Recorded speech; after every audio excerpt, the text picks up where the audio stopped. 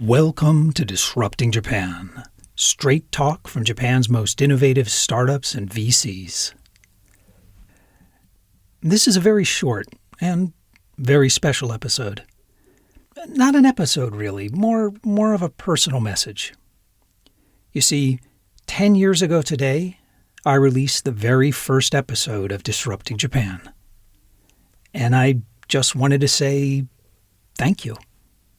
I really mean that. Independent podcasting is an incredibly personal medium, and it depends on a real connection between host and guests and the listeners. In fact, commercial talk shows spend a huge amount of money to reliably create the illusion of that connection.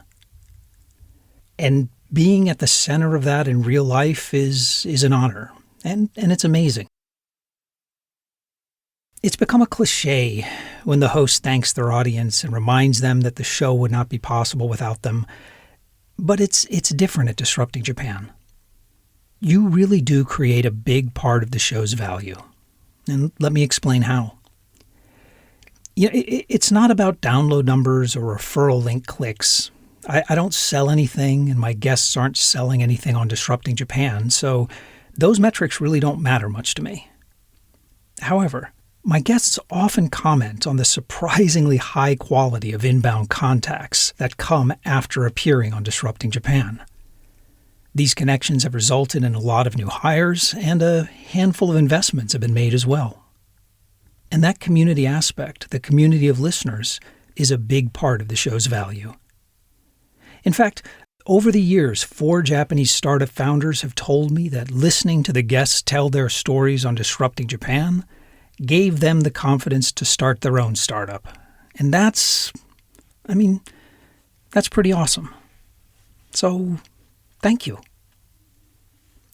10 years ago, I never imagined how big Disrupting Japan would become. And honestly, it kind of freaks me out sometimes.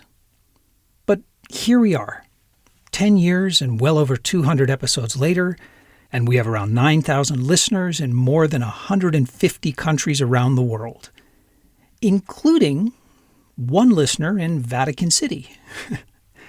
Now, I have no way of knowing for sure exactly who that listener is. Could be anybody. But I like to think of it as a testament to the influential nature of Disrupting Japan's listeners. Building Disrupting Japan is an honor and a joy. I love putting this show together.